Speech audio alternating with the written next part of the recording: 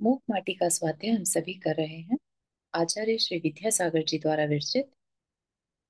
मंगलम भगवान वीरो मंगलम गौतमो गणी मंगलम कुंद कुंदाद्यो जैन धर्मोस्तु मंगलम। नमो अरिहंताणम नमो सेताणम नमो आयर्याणम नमो उवज्जायाणम नमो लोए सवसाहुणम। परमेष्ठी भगवान की जय।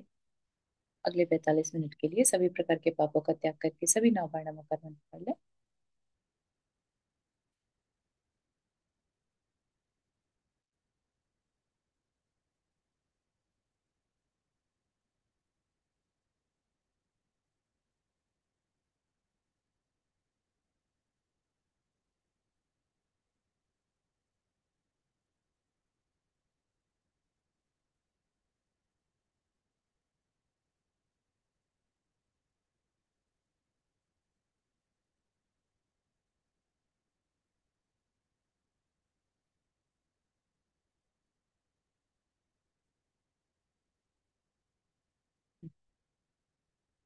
तो हमारा ये जो टॉपिक हमने चुना है मूक माटी, इसमें हमें सबसे इम्पोर्टेंट क्या जानने को मिल रहा है कि हम काव्य तो बहुत पढ़ सकते हैं ना। बहुत सारे लेखकों के काव्य हमें बड़े बड़े, जैसे अम, मुंशी प्रेमचंद आदि जो है, मतलब बड़े बड़े काव्य, शकुंतला आदि समथिंग ऐसा कुछ था काव्य लिखने वाले। तो उनके काव्य तो हमें बहुत मिल जाएंगे, लेकिन किसी आचार्य का काव्य मिलना बड़ी बात है। और उस काव्य में उन्होंने एक कहानी भी डाल दी है, और साथ ही साथ सामाजिक जितने भी भाव भंगिमाएं हो सकती हैं, प्रकृति को बारीकी से देखना, ऑब्जर्व करना, एक एक इमोशन को बारीकी से ऑब्जर्व करना, है ना। वो एक आचार्य की दृष्टि कैसे देखती है, ये चीज अपने को जानने को मिल रही है। और इतने सारे इश्यूज हैं जो हम अपनी लाइफ में इग्नोर करते रहते हैं, राइट। तो हर एक इशू, किसी भी जीवन से रिलेटेड जितना भी इश्यूज हो सकते हैं, उन सबको अलग अलग कैरेक्टर बनाकर यहाँ पर प्रेजेंट करा जा रहा है। ठीक। जितने भी रस हमारे जीवन में होते हैं, उनकी इम्पोर्टेंस कहाँ तक है, कितनी है, कितनी देनी चाहिए। ऐसा नहीं कि कोई व्यक्ति सारा टाइम बस हास्य रस में अपना पूरा समय निकाल दे, या कोई अपना क्रोध रस में अपना पूरा समय निकाल दे, है ना। तो हर रस की क्या इम्पोर्टेंस है और कितना वो यूजफुल है, और हमारा गोल क्या है, उस गोल में वो कहाँ फिट होता है। तो ये सारी चीजें हमें उनकी लेखनी से ही पता चल पा रही हैं, बहुत बड़े चिंतक के माध्यम से। ठीक। तो अभी जो हमारा यहाँ तक विषय चला था कि माटी को रौंदा जा रहा है, ठीक, घड़ा, कलश बनाने के लिए। तो माटी के अंदर से बहुत सारे रस निकल निकल कर आ रहे हैं, हम सब के अंदर भी वो सारे रस भरे हैं। अभी जो बात चल रही है, हमने लास्ट रस देखा था, विभत्स रस के बाद करुणा रस।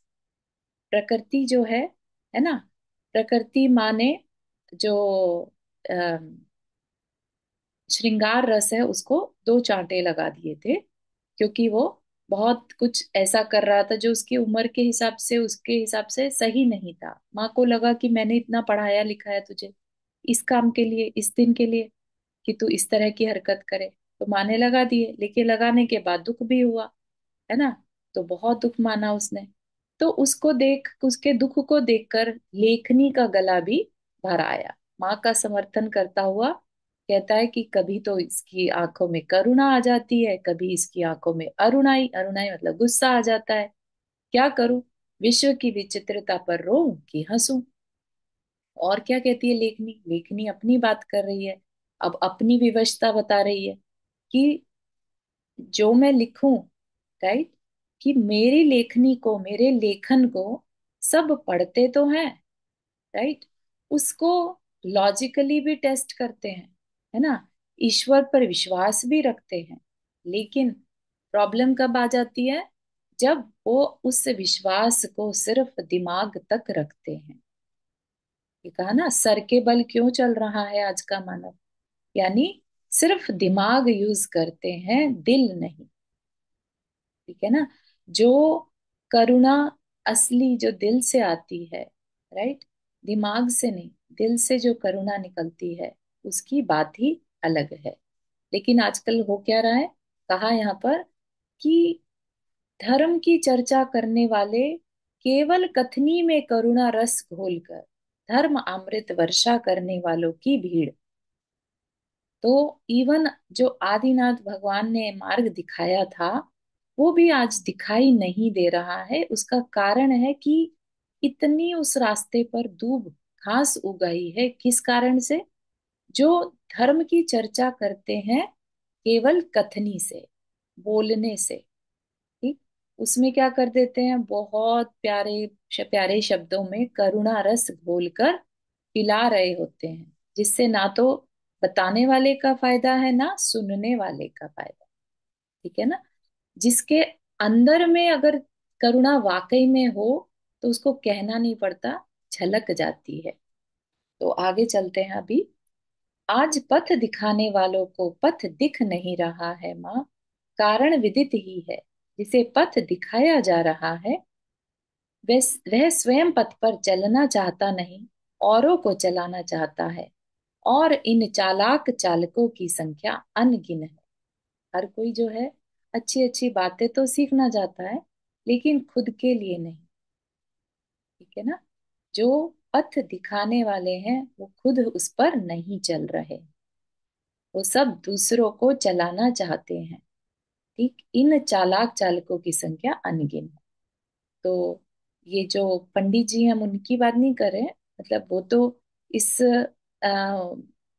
संख्या में आ ही जाएंगे, क्योंकि उन्होंने भी चारित्र पालन पूरी तरह से अभी तक नहीं किया है ना।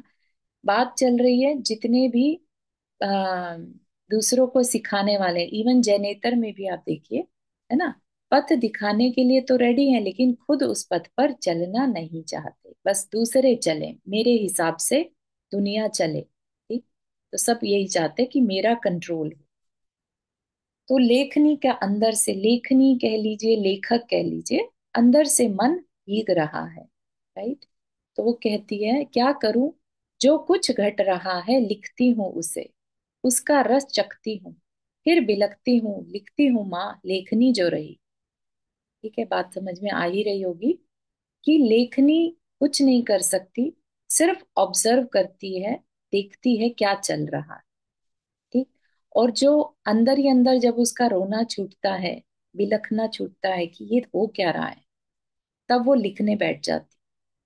तो कह लीजिए लेखक ही अपने मन के भावों को लेखनी के थ्रू बता रहा है, कि उन्हें दूसरा बाहर की दुनिया देखकर अंदर ही अंदर तड़पन होती है, और अपने इस काव्य के थ्रू वो कहना चाहते हैं कि ये दुनिया में चल क्या रहा है, प्रकृति ने क्या दिया था और हमने क्या कर दिया। ठीक है ना। शिल्पी को स्तब्ध देखकर क्या करुणा की पालड़ी भी हल्की पड़ी। इतनी बाल की खाल तो मत निकालो, कहती कहती करुणा रो पड़ी। ठीक है। तो करुणा रस एक कैरेक्टर दिखाया, और प्रकृति माँ एक कैरेक्टर दिखाई। ठीक, तो शिल्पी क्या कर रहा है, करुणा रस की जो बातें हैं वो भी सुन रहा है, और प्रकृति माँ की बातें भी सुन रहा है। और दोनों को सुनकर वो स्तब्ध, मतलब उसे जैसे कुछ फर्क ही नहीं पड़ रहा हो, एकदम स्टैंड स्टिल सा खड़ा रह गया वो। ठीक, सोच रहा है क्या चल रहा है यहाँ पर ये। तो उससे, उसके स्तब्ध रूप को देखकर करुणा की पालड़ी भी हल्की पड़ी। करुणा रस को ये क्वेश्चन आया अंदर में कि अब लग रहा है मेरा भी यहाँ पर ज्यादा चलने वाला नहीं है। ठीक है। तो जब उसको लगता है कि उसके बारे में इतना डिटेल में जाया जा रहा है करुणा के बारे में, कि करुणा कहाँ जरूरी कहाँ नहीं करना, है ना, तो उससे करुणा रो पड़ी। करुणा का काम तो यही है, आंखों में आंसू बने रहते हैं, हर समय रहते हैं, कभी भी रो पड़े। राइट। इस पर शिल्पी कहता है, रोना करुणा का स्वभाव नहीं है, बिना रोए करुणा का प्रयोग भी संभव नहीं। करुणा का होना और करुणा का करना, इन दोनों में अंतर है, तथापि इतनी अति अच्छी नहीं लगती। करुणा रस क्या, बार बार रो रहा है। तो रोना करुणा का स्वभाव नहीं है। करुणा है क्या बेसिकली? दूसरे के दुख को देखकर रोना आ जाना, ठीक है, that is one type of करुणा। लेकिन एक होता है अपने दुख के लिए रोना, वो भी एक करुणा मांगी जाती है कि मुझ पे करुणा करो, है ना। तो ये चीज भी हमें ध्यान देने लायक है कि जो अपने को दीनहीन समझेगा वही रोएगा, राइट। कि कोई आके मेरी हेल्प कर दे, कैसे भी बस हेल्प कर दे, राइट। बिना रोए भी करुणा का प्रयोग संभव नहीं। लेकिन जब हम दूसरे के दुख को देखते हैं तो हमें अंदर से रोना आ सकता है, राइट।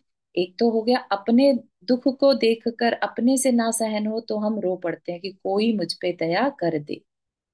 और बिना रोए करुणा का प्रयोग भी संभव नहीं। तो जब हम दूसरे का दुख देखते हैं तो हमारी आंखों में भी आंसू आ सकते हैं।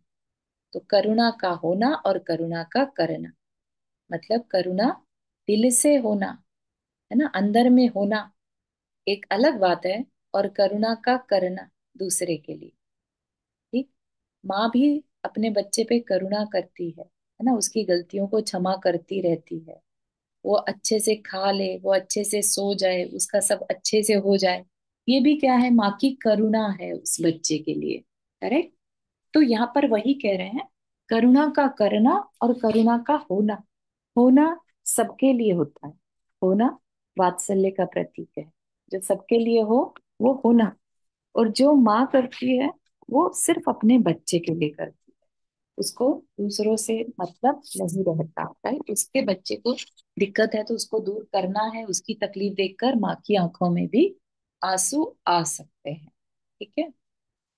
तो कह रहे हैं कि इतना रोना बहुत अच्छी बात नहीं है, ठीक है। करुणा करना अच्छा है, लेकिन अति में करना करुणा भी अच्छा नहीं है। उसको एक्सप्लेन कर रहे हैं क्यों। इस बात को मानता हूं कि बिना खाद डली खेत की अपेक्षा खाद डली खेत की वह फसल लहलहाती है, परंतु खाद में बीज बोने पर तो फसल जल्दी दहदहाती है, जल्दी दहदहाती है। हाँ हाँ, अनुपात से खाद जल दे दिया खेत को, बीज बिखेर दिए खेत में, फिर भी बीज वे अंकुरित नहीं होते। माटी का हाथ उन पर नहीं होने से, इतना ही नहीं, जिन बीजों पर माटी का भार दबाव बहुत पड़ा हो वे भी अंकुरित नहीं आ सकते भू पर, दम घुट जाता है उनका भीतर ही भीतर। तो क्या कहना चाह रहे हैं यहाँ पर कि किसी भी चीज की अति बहुत अच्छी नहीं है। जैसे खेतों में खाद डाली जाती है, खाद की अनुपात कितना होता है, मिट्टी ज्यादा होती है और खाद कम डाली जाती है, ठीक है ना। बिना खाद डली खेत के अपेक्षा तो खाद वाली खेती अच्छी है, माना। लेकिन अगर कोई खाद में ही बीज बो दे तो, टू मच फर्टिलाइजर डाल दे तो फसल जल जाएगी, है ना। तो कह रहे हैं कि एक बैलेंस होना जरूरी है। करुणा भी उतनी करो जो दूसरे को नैतिक रूप से गिरा ना दे। इतनी करुणा मत कर दो कि उसके अंदर अब हर समय बस मांगते रहने का ही मन करता रहे। मेरा काम तो चल रहा है ना, आंसू बहाओ और काम हो जा रहा है, राइट। आज के टाइम में जो हम इंडिया में देखते हैं या यहाँ पर भी देखते हैं, होमलेस लोग मांग रहे होते हैं, तो उनके पीछे क्या है, यही है ना कि करुणा करो, हम पे करुणा करो, है ना। तो ऐसा भी नहीं कि इतनी ज्यादा हो जाए कि सिर्फ हम एक ही डायरेक्शन में सोचने लगे, राइट। अनुपात से खाद जल दे दिया खेत को, लेट से हमने खाद जल भी ठीक दे दिया, खाद और पानी दोनों दिया खेत को, अच्छे से दे दिया। लेकिन लेट से बीज कहाँ पर बिखेर दिए, ऊपर ऊपर डाल दिए, बीज अंदर डाले ही नहीं, तो भी क्या होगा, क्या वो बीज अंकुरित होंगे? नहीं होंगे, है ना। और या फिर बीजों को बहुत अंदर तक डाल दिया तो भी नहीं हो पाएंगे, राइट, क्योंकि उनका दम घुट रहा है, राइट। बीज क्या है, वहां पर भी ज्यादा एफर्ट्स लगाकर ऊपर नहीं आ सकते। ठीक है ना। तो ये चीज कहना चाह रहे हैं कि करुणा एक लिमिट में करनी चाहिए, प्रकृति का बैलेंस खराब नहीं करना चाहिए।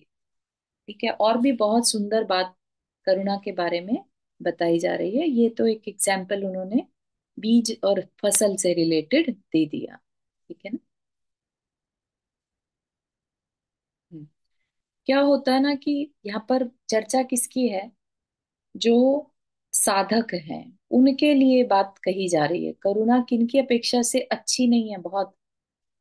अब कोई साधक अगर सिर्फ करुणा ही करता रहे और अपनी साधना में ध्यान ही ना दे, है ना, तो एक तरह से वो उस करुणा करने के भाव में दबता चला जाएगा और अपने असली मकसद को भूल जाएगा।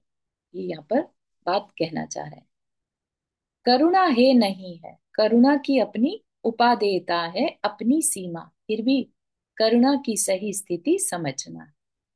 बहुत डीप टॉपिक हो रहा है यहाँ पर ये, करुणा के बारे में कभी सोचा नहीं होगा इतना। करुणा है नहीं है, करुणा मत करो ऐसा नहीं कह रहे। हर साधक करुणा के साथ ही आगे बढ़ता है ना। करुणा के बिना, जो कंपैशन कहते हैं जिसको, है ना, सम्यक दर्शन भी पॉसिबल नहीं है। अगर हम दूसरे के दुख को अपने दुख के समान नहीं मानते तो सम्यक दर्शन भी नहीं रहता। ठीक है ना। तो इसलिए करुणा रस को हे नहीं माना, लेकिन अपनी एक सीमा है। ठीक है, जो जितना करना है उसकी एक लिमिट है, तभी तक अच्छा है। ठीक? उसकी अति नहीं करना और करुणा की सही स्थिति को समझना। उसकी क्या सही स्थिति है, कितनी करना। ठीक है। करुणा करने वाला अहम का पोषक भले ही न बने, परंतु स्वयं को गुरु शिष्य अवश्य समझता है। और जिस पर करुणा की जा रही है वह स्वयं को शिशु शिष्य अवश्य समझता है। दोनों का मन द्रवीभूत होता है। शिष्य शरण लेकर गुरु शरण देकर कुछ अपूर्व अनुभव करते हैं, पर इसे सही सुख नहीं कह सकते हम। दुख मिटने का और सुख मिलने का द्वार खुला अवश्य, फिर भी ये दोनों दुख को भूल जाते हैं इस घड़ी। क्या कह रहे हैं, अब दिमाग में रखिएगा साधक की स्थिति को। ठीक। करुणा करने वाला अहम का पोषक भले ही ना बने। अहंकार तो चलो नहीं हो रहा है उसको, क्योंकि उसके अंदर करुणा आई, दूसरे का भला करने का मन हुआ और कर दिया। लेकिन स्वयं को गुरु मतलब बड़ा। ठीक है, तो उसने क्या मान लिया अपने आप को, मैं बड़ा, मैं करने वाला अवश्य समझता है। और जिस पर करुणा की जा रही है वह स्वयं को शिशु यानी छोटा अवश्य समझता है। दोनों का मन द्रवीभूत होता है। ठीक है, दोनों का मन पिघल रहा है, एक अच्छा करके और एक अच्छा करवा के या पाकर। शिष्य शरण लेकर और गुरु शरण देकर कुछ अपूर्व अनुभव करते हैं, पर इसे सही सुख नहीं कह सकते हम। ठीक है, दोनों को अच्छा लग रहा है, लेकिन क्या सिर्फ करुणा करना ही उनका उद्देश्य था? नहीं। राइट। सिर्फ इसी सुख के लिए क्या बैठे थे, उसको हम सही सुख नहीं कह सकते। वो रियल सुख नहीं है। किसी की हेल्प करके अंदर में जो सुख है वो रियल शांति नहीं है। अगर आपने शांति पथ प्रदर्शन में जो तीसरे नंबर की शांति की बात की थी, कम्युनिटी की हेल्प करना, किसी तकलीफ में कोई है उसकी हेल्प कर देना, उससे माना शांति मिलेगी, है ना। लेकिन उसे हम सही सुख नहीं कह सकते। तो वही बात यहाँ पर भी की जा रही है। ये सिर्फ दुख मिटने का रास्ता है। हमने सिर्फ अपना दुख मिटाया है।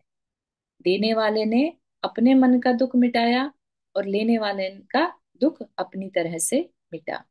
ठीक है। और उस घड़ी में दुख को भूल जाते हैं कि हम अपना दुख मिटा रहे हैं। इस बात को हम भूल जाते हैं और किस में आनंद लेने लगते हैं कि मजा आ रहा है, अपूर्व अनुभव करते हैं और उसी को एंजॉय करते हैं, तो अपनी लिमिट को भूल जाते हैं। ठीक है। तो लिमिट याद रखने के लिए अपने गोल को याद रखना हो।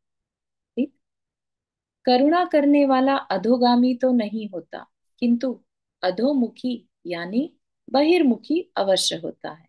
और जिस पर करुणा की जा रही है वह अधोमुखी तो नहीं, ऊर्ध्वमुखी अवश्य होता है। तथापि ऊर्ध्वगामी होने का कोई नियम नहीं। ठीक है।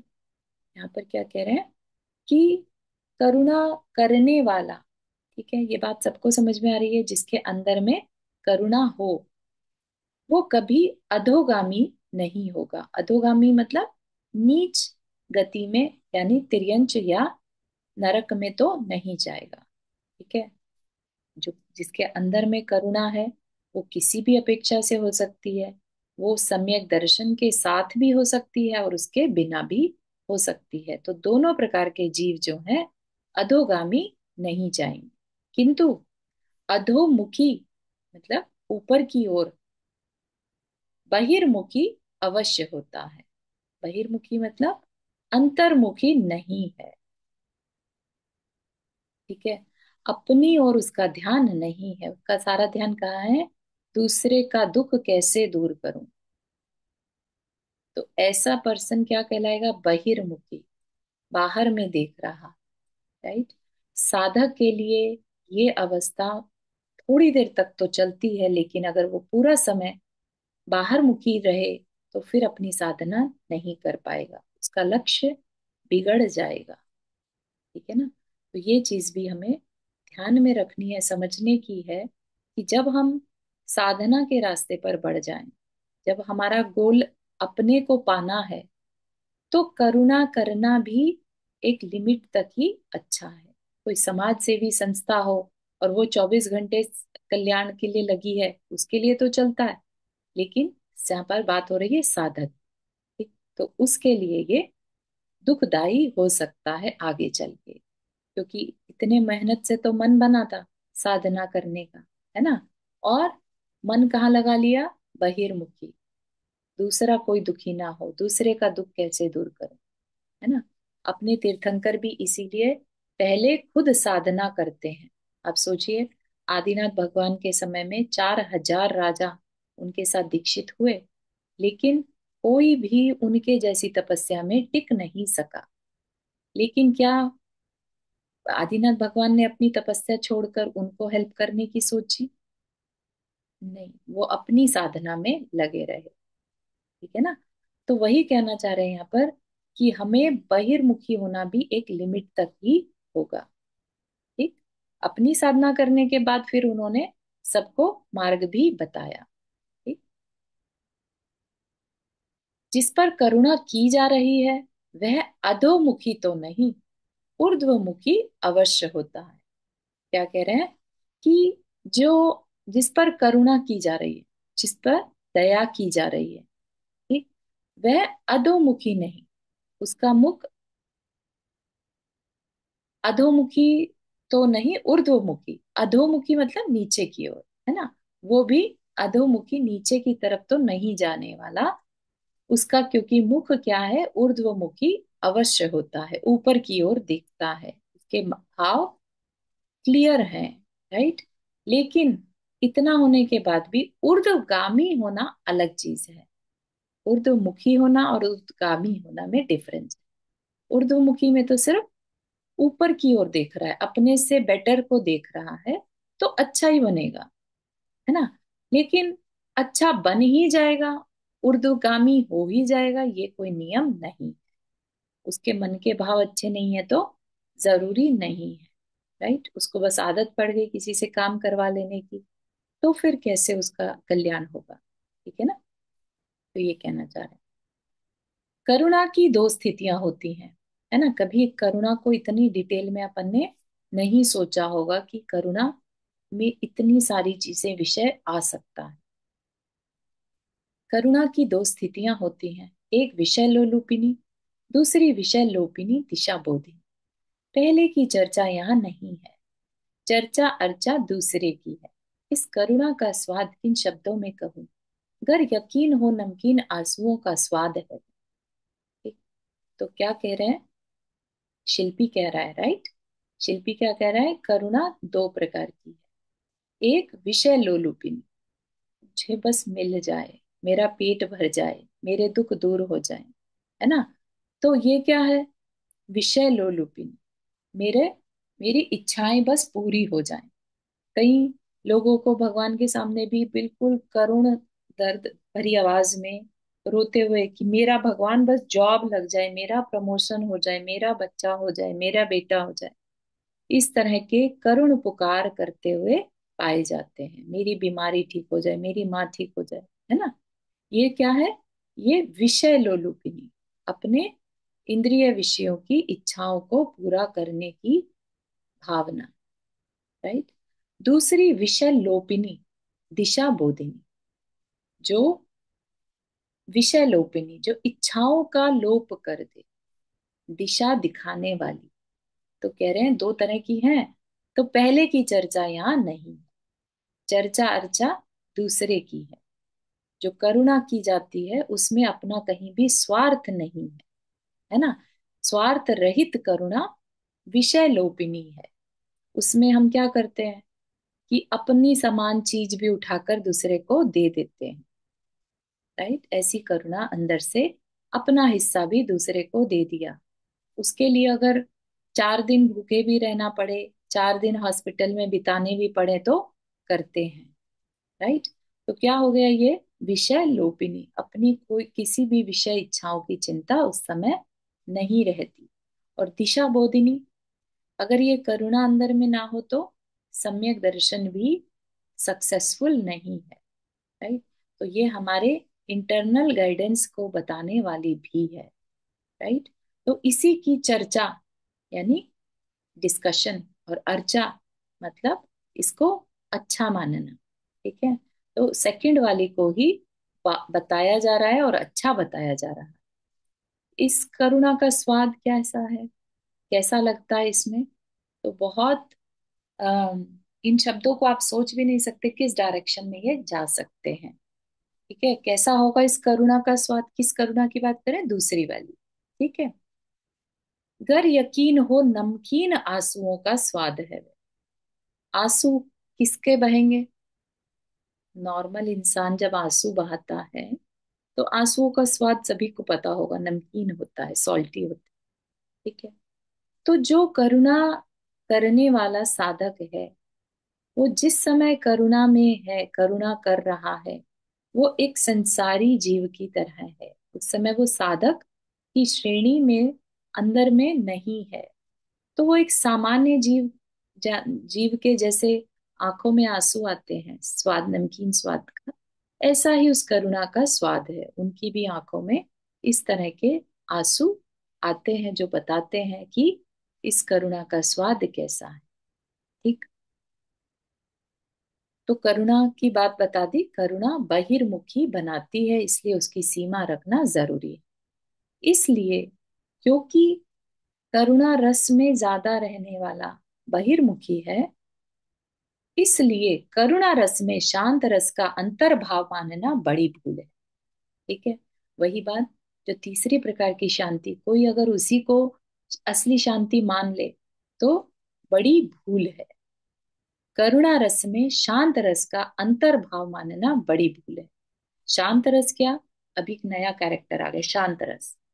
शांत रस जो आत्मिक शांति से उत्पन्न हुआ रस है, वो शांत रस है, जो कि इस शिल्पी में है, ठीक है। यह शिल्पी हर रस को अलग करता जा रहा है क्योंकि उसे शांत रस पसंद है, ठीक है। अब यहाँ पर करुणा रस और शांत रस का कंपैरिजन किया जा रहा है। क्या कह रहे हैं? बात समझ में आ रही है?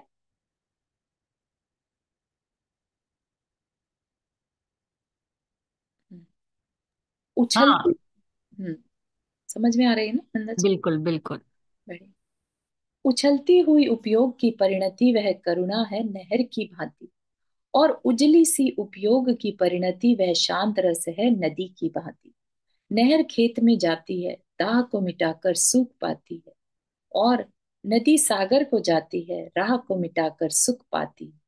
इस विषय को और उघाड़ना चाहूंगा कि, है ना, बहुत ही सुंदर तरीके से बताया है कि करुणा किसकी तरह से है? नहर की भांति। नहर क्या होती है? जो नदी में से, बहती हुई नदी में से कुछ नहरें निकाल दी जाती हैं, किसके लिए? सिंचाई के लिए। उनका मेन काम यही होता है, सिंचाई करना खेतों में, है ना। तो करुणा किसकी भांति है? नहर की भांति, जो ओरिजिनल में से निकाल दी गई है। ओरिजिनल का पार्ट है, खुद ओरिजिनल नहीं है। लेकिन शांत रस क्या है? उस नदी की भांति। शांत रस उजले सी उपयोग की परिणति है। ठीक है। उपयोग में विशुद्धि, अंदर में शांति, उस नदी की भांति है। नहर खेत में जाती है, दाह को मिटाकर सूख पाती है। नहर का पानी क्या करता है? ज्यादा से ज्यादा जाएगा और सूखे हुए खेतों में जल पहुंचाता है, और काम हो जाता है, डन हो जाता है वहां पर उसका काम। राइट। लेकिन नदी क्या करती है? नदी सागर को जाती है, राह को मिटाकर सुख पाती है। अपने अस्तित्व को मिटाकर सागर में मिल जाती है, और अपने उस अनंत असीम अपने आप को पा लेती है ना। असीम हो जाती है, अपने लक्ष्य पर बिल्कुल फोकस्ड के साथ चलती है। कोई उसको डिस्टर्ब नहीं करता, नहीं कर होती किसी से। और अपने अस्तित्व को, जो एक लिमिट वाला था, दो बाउंड्रीज के अंदर जो लिमिट थी उसकी, उसको भी मिटाकर और असीम सागर में मिलकर सुख पाती है। ठीक है, बहुत गहरा विषय है। अम, चारू जी, जी। इसका अर्थ थोड़ा आत्मा के ऊपर घटाओ ना, मीन्स हाँ। और अच्छा हम्म, समझ में आएगा। हाँ। आत्मा भी क्या है? जब हम थोड़ा थोड़ा कुछ करना चाहते हैं, कहीं से थोड़ी सी खुशी मिल जाए, है ना, ये करके खुशी मिल जाए, वो क्या है? एक तरह की नहरें हैं। लेकिन असली नदी जो अंदर में हमारे आनंद रस कह लीजिए, शांत रस है, वो कब हमें मिलेगा? जब हम अपने आत्मा जो कि अनलिमिटेड है ना, उस अनलिमिटेड में हम अपने को समर्पित कर दें या घुल जाएं उसमें, उसमें मिल जाएं। राइट। तो वो कौन कर सकता है? वो शांत रस ही कर सकता है। हम शांत रहें, अपने में स्थित रहें। ठीक है। तो शांत रस की महत्ता बताई जा रही है। अंदर में विचार चलते रहना शांत रस नहीं है, कि हमने तो मौन ले रखा है लेकिन सारा टाइम अंदर में चैटर चलता रहे, उसको नहीं कहा जा रहा है। ठीक है। यहाँ पर शांत रस क्या है? समता रस और शांत रस एक ही चीज है। ठीक है। तो समता रूपी नदी बहती बहती सागर में मिल जाए, तो हम भी बाहर में समता रखेंगे तो अंतरंग में अपनी आत्मा को पा सकेंगे। आत्मा सागर जो है हमारा, उसको पा सकेंगे। ठीक है। हाँ ठीक है, थैंक यू। इस विषय को और उघाड़ना चाहूंगा, कि थोड़ा और बता रहे हैं।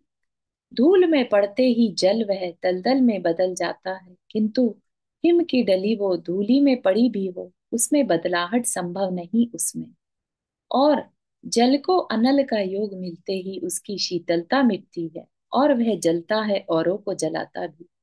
परंतु हिम की डली को अनल पर रखने पर भी उसकी शीतलता मिटती नहीं है, और वह जलती नहीं, न जलाती औरों। ठीक। अगेन, यहाँ पर करुणा रस और शांत रस को लिया है। करुणा रस जल के समान है, और शांत रस हिम की डली के समान। ठीक। तो जल क्या करता है? जल जैसे ही धूल मिट्टी में पड़ता है तो वहां कीचड़ बन जाता है। ठीक है। अपने स्वरूप को छोड़ देता है, और जिसमें पड़ा जाकर वैसा बन जाता है। ठीक। करुणा रस में भी बहिर्मुखी बन जाते हैं। राइट। हिम की डली वो धूली में पड़ी भी हो, कैसी भी स्थिति हो, शांत रस हर स्थिति में अपने शांत रस को, अपने भाव को नहीं छोड़ता। उसमें बदलाहट संभव नहीं। ठीक है। चाहे बाहर में कैसी भी स्थिति हो, कैसा भी संयोग हो, उसको कोई मतलब नहीं रहता। वो जैसा है वैसा है। हिम की डली को आप विजुअलाइज कर सकते हैं। अगर बर्फ का टुकड़ा मिट्टी में डल भी जाए, है ना, और मिट्टी उस पर चिपक भले ही जाएगी, लेकिन हल्का सा पानी डाला, धुल गई, तो वो वापस से एकदम क्लियर हिम की डली ही बनी रहती है। वो चीज जो मिश्रण है, बाहर का संयोग है, वो उसका हिस्सा नहीं बनता। जल उसका हिस्सा बन गया, दलदल में बदल गया। ठीक है ना, अपना रूप परिवर्तित कर दिया। धूली अपना रूप हिम की डली अपना रूप परिवर्तित नहीं कर। और क्या करता है? जल को अनल का योग मिलते ही, अनल मतलब अग्नि, ठीक, तो जल को अग्नि जैसे ही मिलती है तो अपनी शीतलता, अपने स्वभाव तक को छोड़ देता है। जल का स्वभाव शीतलता है, तो जल अपना स्वभाव छोड़ देता है। बहुत ज्यादा करुणा करने वाला जो है, अपने गोल को भूल बैठता है। ठीक है। और वह जल क्या करता है? जलता है, औरों को जलाता भी। खुद तो बर्न हो ही रहा है, ज्यादा देर रखा रहा आग पे तो उसका अस्तित्व ही खत्म हो जाएगा, अपने आप को उसने वेस्ट कर दिया। औरों को जलाता भी, और अगर वो किसी पे पड़ जाए तो दूसरा उससे जल भी सकता है, परंतु हिम की डली को अनल पर रखने पर भी उसकी शीतलता मिटती नहीं। अगर बहुत बड़ा कोई बर्फ का टुकड़ा अनल पर रख दो, अग्नि पर रख दो, तो साइज भले ही उसका छोटा हो जाएगा, लेकिन डली लेड से बहुत बड़ी है, तो वो वैसी की वैसी ही रहेगी, उसका नेचर नहीं बदलेगा। उसका जो स्वभाव शीतलता ठंडक देना है वो वैसा का वैसा रहता है। नीचे से आग जला दो और ऊपर से बर्फ की डली रखी हो, आप बर्फ की डली को छू कर देखेंगे तो भी वो ठंडी ही महसूस देगी, जबकि जल अग्नि पर रखने के बाद गर्म हो जाता है। ठीक है ना। तो यही कहना चाह रहे हैं कि शांत रस अपनाने से अंदर की स्थिरता बनी रहती। ठीक है ना। लगभग यही स्थिति है करुणा और शांत रस की। करुणा तरल है, बहती है, पर से प्रभावित होती झट से। शांत रस किसी बहाव में बहता नहीं कभी, जमाना पलटने पर भी जमा रहता अपने स्थान पर। इससे यह भी ध्वनि निकलती है कि करुणा में वात्सल्य का मिश्रण संभव नहीं, और वात्सल्य को हम पोल नहीं कह सकते, न ही कपोल कल्पित। करुणा तरल है, बहती है, पर से प्रभावित होती झट सी। क्या कहा? करुणा, करुणा ऐसी उसकी नेचर बता रहे हैं कि बदलती रहती है, अभी नहीं है। कभी नोटिस भी किया होगा, कई बार भाव होते हैं, करुणा कर दें, दान दे दें, और एकदम से मन पलट जाता है ना। तो उसमें बदलाव निश्चित है। करुणा रस जो है वो टिका नहीं रहता, एक बार हो गया तो अब हमेशा बना रहेगा। पर से प्रभावित होती झट सी। पर सामने वाला कैसा है, किस तरह का पात्र है, वैसी करुणा अंदर में आ जाती है, कैसी स्थिति है ना, उसके हिसाब से पल पल बदलती रहती। तो कहा तरल है। ठीक। शांत रस किसी बहाव में बहता नहीं कभी, जमाना पलटने पर भी जमा रहता अपने स्थान। ठीक। शांत रस यानी अंदर की स्थिरता, क्योंकि समता है। बाहर में लाभ अलाभ में, सुख दुख में, है ना, सर्दी गर्मी में कोई मतलब नहीं उसको, उस पर कोई इम्पैक्ट नहीं पड़ रहा। शांत रस में है, बाहर की एनवायरनमेंट से कोई दूसरा क्या कह रहा है क्या नहीं कह रहा कोई मतलब नहीं, हम अपने शांत रस में है। ठीक है ना। तो बहता नहीं कभी वो, कभी भी डिस्टर्ब नहीं होता। इतनी उसमें फ्लेक्सिबिलिटी नहीं रहती कि बस जैसा बाहर एनवायरनमेंट मिला वैसा बदल जाओ। जमाना पलटने पर भी जमा रहता अपने स्थान। सदियां बीत जाएं तो भी शांत रस अंदर में बना रह सकता है। पहले के समय में, अभी आपको जानकारी हो तो आदिनाथ भगवान ने एक पूर्व तक, है ना, 84 लाख पूर्व में से 1 लाख पूर्व तक उनके जो थे तपस्या के समय निकला था, तो अपने वो शांत रस में टिके रहे थे। ठीक है ना। तो इतने समय तक भी वो शांत रस बना रह सकता है। इससे यह भी ध्वनि निकलती है कि करुणा में वात्सल्य का मिश्रण संभव नहीं। करुणा और अब एक नया कैरेक्टर, वात्सल्य रस। करुणा और वात्सल्य दो अलग अलग चीज हैं, और वात्सल्य को हम पोल नहीं कह सकते, ना ही कपोल कल्पित।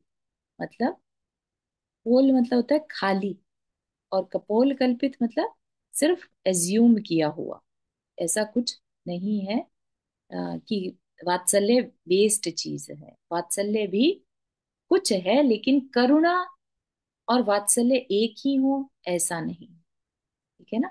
तो ये कहना चाह रहे हैं, क्योंकि करुणा तो अ, जो अपने स्वार्थ से भी हो सकती है, राइट? जैसे अभी माँ का और बच्चे का बताया, माँ को अंदर में करुणा इस बात की है कि मेरे बच्चे ने खाना नहीं खाया, भूखा है, राइट?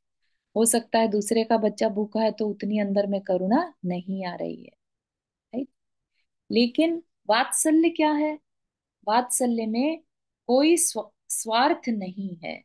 वात्सल्य जैसे साधर्मी के प्रति वात्सल्य, अंदर से प्रेम का उमड़ना।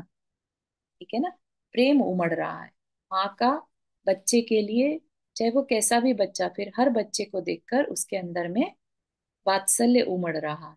तो वात्सल्य क्या? बेसिकली हृदय की विशालता। ठीक है ना? तो वात्सल्य को हम पोल नहीं कह सकते, ना ही कपोल कल्पित।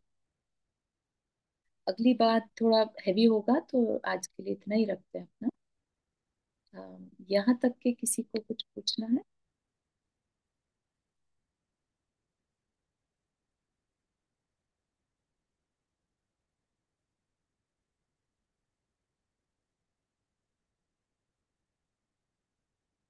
अभी वात्सल्य और करुणा का ही डिस्कशन चल रहा है, चलता रहेगा पूरा।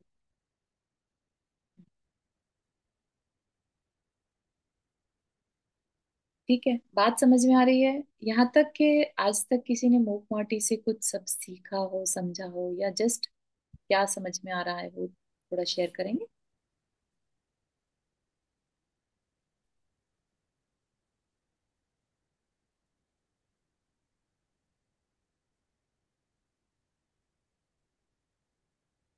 मूक माटी का विषय समझ में आ रहा है? गहराई समझ में आ रही है?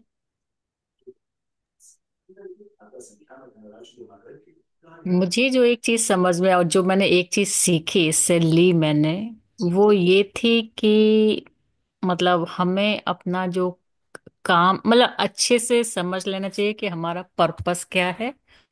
और फिर उसको बहुत डेडिकेशन के, जो वो था ना कि जब कुम्हार माटी को रोंद रहा था तो उसको लगा मैं क्यों रोंद रहा हूँ और उसको क्यों मैं परेशान कर रहा हूँ। हम्म, तो फिर उसकी जो चेतना उसको कहती है कि नहीं ये तुम्हारा काम है, इससे तुम माटी का कल्याण करोगे। बहुत सुंदर। तो वो चीज मुझे बहुत अच्छी लगी थी उसकी, बहुत कि बहुत। हमें अपना पर्पस मालूम होना चाहिए, क्योंकि हम कुछ करते हैं तो लगता तो है कि हाँ पाप हो रहे हैं हमें अपने जीवन में और मतलब गृहस्थी में, हम्म, लेकिन फिर भी जो रिस्पॉन्सिबिलिटी है वो करनी चाहिए पूरी तरह से। बहुत सुंदर, बहुत ही बढ़िया। और यहाँ पर जो आज का विषय हमने देखा, उसमें शांत रस जरूरी है, लेकिन करुणा भी जरूरी है ना? करुणा के बिना हम आगे नहीं बढ़ सकते। बहुत अच्छा शेयर किया नंदा जी, थैंक। चलिए इतना ही रखते हैं। जिन्वानी स्तुति। गावानी के ज्ञान से सूझे लो कालो, सो वाणी मस्तक धरो सदा देत हो दो। हे जिनवाणी भारती तो ही जपो दिन रैन, जो तेरा शरणा गए सो पावे सुख चैन।